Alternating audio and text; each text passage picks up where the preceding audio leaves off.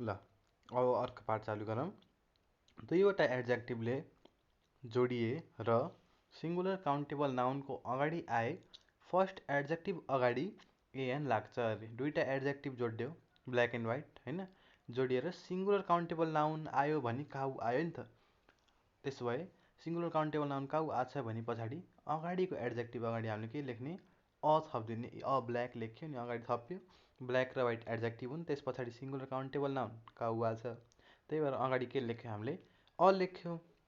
अब त्यसपछिको नियम छ, दुईवटा एड्जेक्टिभ जोडिए छुट्टा छुट्टै पर्सन आएपछि चाहिँ दुवै ठाउँ एएनको प्रयोग गरिन्छ अरे। भनेको दुईवटा एड्जेक्टिभ हेर्ने सेन्टेन्समा छ, अब यसले छुट्टा छुट्टै चाहिँ हाम्रो मान्छेको बारे, जनाहा जनावर जे पनि पर्सनको बारे छुट्टा छुट्टै जनाहा भने दुईवटा अ चाहिँ लेख्ने, a black and a white cow भनेको एउटा कालो र एउटा सेतो गाई भनेको।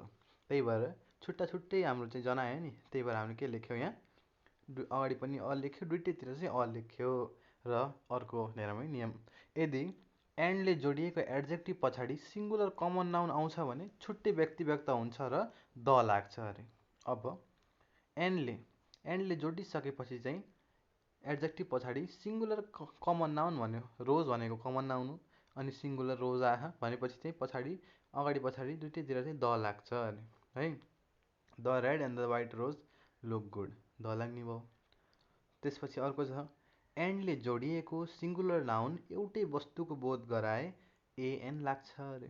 A clerk and a cashier, अब एन्डले जोडिए तर यिनीहरूले एउटै चाहिँ मान्छेको, एउटै चाहिँ वस्तु पर्सनको चाहिँ के गराछन्, बोध गराछन्, एउटै चाहिँ भाव व्यक्त गरेछन् भने अगाडि अ या एन लाग्ने भयो। अब एन्डले जोडेर आउने सिङ्गुलर नाउनमा छुट्टा छुट्टै मान्छे देखाउन मन लागे दुवै अगाडि एएन थप्ने अरे। अब यस्तै पहिला एउटा मान्छे देखाइयो, अ क्ल्यासियर, क्लर्क एन्ड क्ल्यासियर, अब छुट्टा छुट्टै देखाउन मन छ भने दुइटैमा अ या एन थपिदिने। त्यसपछि अको प्रयोग चाहिँ कोही अज्ञातको अर्थमा हुन्छ अरे। मिस्टर मोहन भनेको, कोही मिस्टर मोहन भनेको क्या, who is there, mister Mohan is, mister Mohan have came to visit you भनेको मिस्टर मोहन आउनु भएको थियो तपाईँलाई देख्न हेर्नको लागि भनेको के, प्रेजेन्ट टेन्समै पहिले भइसकेको काम होइन, आउनु भएको थियो भेट्नको लागि। मिस्टर मोहन कोही नाम गरेको कि अज्ञात भनेको कि यहाँ, त्यही भएर अ लाग्यो है। अब एएनको प्रयोग चाहिँ काउन्टिङ एक्सप्रेसनमा गरिन्छ अरे। अ डजन, अ 100 होइन, अ 10 भनेर के भन्छ अरे, काउन्टिङ गर्ने चाहिँ हाम्रो जुन गन्नको लागि चाहिँ प्रयोग गरिन्छ काउन्टिङ एक्सप्रेसन भनेको त्यही हो। अनि एएनको प्रयोग सिङ्गुलर काउन्टेबल नाउनको अगाडि क्लास तथा जाति बोध गराउन गरिन्छ अरे। सिङ्गुलर काउन्टेबल नाउनको अगाडि एएनको चाहिँ प्रयोग जाति बोध गराउन, cow is domestic animal, singular countable noun के हो, काउ होइन, काउको अगाडि के लाग्यो, किनभने यसले चाहिँ क्लासको बोध गरायो, त्यसको क्याटेगोरीको चाहिँ बोध गरायो। काउ इज के हो, डोमेस्टिक एनिमल, क्याटेगोरी के भयो, डोमेस्टिक एनिमल हो, त्यही भएर अगाडि के लाग्यो, एन लाग्यो। अब सिङ्गुलर काउन्टेबल नाउन अगाडि एन लाग्छ, टिचर होइन, सिङ्गुलर काउन्टेबल नाउन गर्न सकिने, सिङ्गुलर नाउन अगाडि त एन नै लाग्ने भयो नि त, त्यो निर्णय रुल भयो। अब अनकाउन्टेबल नाउनमा द काउन्टेबलमा अनि एएन चाहिँ लाग्छ अरे। अनकाउन्टेबलमा द अरे, काउन्टेबलमा चाहिँ एएन चाहिँ लाग्ने भयो अरे। अनकाउन्टेबल नाउनमा चाहिँ द लाग्यो, द स्टोन भन्यो, काउन्टेबलमा चाहिँ स्टोन भन्यो गर्न सकिनेमा। अब यहाँ के भन्न खोजेको छ भने, अब चाहिँ a stone should be placed at the, के हुन्छ, प्लेस्ड एट द रोड, एउटा ढुङ्गा चाहिँ बाटामा राख्नुपर्छ, जहाँ भए पनि त्यो भन्ने इक्जाम्पल लिएको। A stone should be placed at the hotel, stone चाहिँ होटेलमा राखिदिने भनेको, एउटा ढुङ्गा भन्यो, द स्टोन भन्यो। द स्टोन भनिसकेपछि यसको चाहिँ एक्सप्रेसन चेन्ज भयो कि द स्टोन भनेको धेरैलाई जनायो भनेको, स्टोन एउटालाई जनायो काउन्टेबल गर्न सकिने, दले चाहिँ धेरैलाई चाहिँ जनायो। अब अर्को छ, प्लुरल नाउनलाई सिङ्गुलर बनाउन अको प्रयोग गरिन्छ अरे। 5 days जर्नी भन्यो, यो प्लुरल नाउन भयो, सिङ्गुलर बनाउनले 5 days जर्नी प्रयोग गरियो। अब यदि वाक्यमा पहिला सिङ्गुलर काउन्टेबल नाउन आयो भने एएन र फेरि त्यही नाउन आएमा द प्रयोग हुन्छ अरे। पहिला वाक्यमा हेर्नुहोस्, सिङ्गुलर काउन्टेबल नाउन किङ आयो सुरुमा, पछि फेरि त्यही किङको बारेमा भन्दा हामीले दको प्रयोग गर्यो। यहाँ हेर्नुहोस् है, पहिला किङ आयो, फेरि किङको बारेमा भन्दा दको प्रयोग गर्यो। अब भर्बको प्रयोग नाउनको रूपमा आए एनको प्रयोग हुन्छ अरे। भर्ब चाहिँ नाउनको रूपमा आएपछि चाहिँ एनको प्रयोग हुन्छ। गोइङ फर अ वाक है, भर्बको प्रयोग नाउनको रूपमा आए एनको प्रयोग हुन्छ। अब जब एब्स्ट्र्याक्ट नाउनको प्रयोग विशेष प्रकारको गुणको अर्थमा हुन्छ त्यहाँ एन लाग्दैन अरे। हेज अ प्राइड विशेष प्रकारको गुण व्यक्त गर्न चाहिँ प्रयोग भयो भने त्यहाँ चाहिँ एन लाग्ने भएन, हेज अ प्राइड भएन, हेज प्राइड मात्र हुने भयो। अब बिकमको प्रयोग चाहिँ बन्नुको अर्थमा आए यसपछि नाउन लाग्छ अरे। बिकमको प्रयोग चाहिँ बन्नुको अर्थमा आएपछि चाहिँ यसपछि नाउन लाग्छ भने त्यसअघि एन लाग्छ। बिकम अ डक्टर हुन्छ है, केही बने भनेको हुन्छ नि, अव्यक्त गर्छ नि अर्थ, त्यही भएर बिकम अ डक्टर।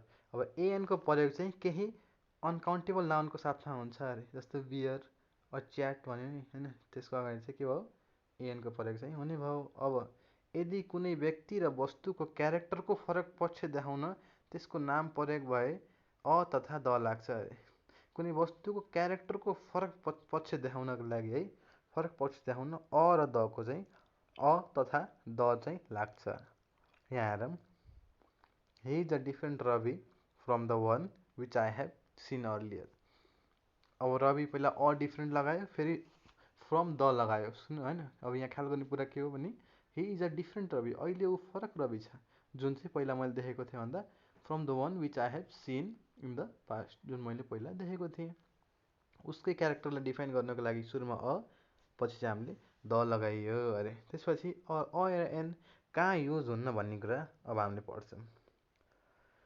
अएनको प्रयोग चाहिँ प्रोपर नाउन अघि हुन्न अरे। लिभ इन बिहार हुन्न, लिभ इन बिहार यो चाहिँ बिग्रियो, इन बिहार मात्र हुन्छ। अनकाउन्टेबल नाउन अगाडि अएन लाग्दैन। अ गोल्ड वाटर कुनै किसिमको अनकाउन्टेबल नाउन हुन्छ नि, अ गोल्डमा लाग्ने भएन, अ वाटरमा लाग्ने भएन। अब चाहिँ तर अ ग्लास अफ वाटरमा चाहिँ अ चाहिँ लाग्ने भयो, यसले चाहिँ सिङ्गल एउटा देखाउँछ नि, त्यही भएर। अनि अएनको प्रयोग चाहिँ kind of, sort of, type of पछि आउने नाउन अघि हुँदैन। काइन्ड अफ ड्रेस हुन्न, काइन्ड अफ ड्रेस नै हुन्छ।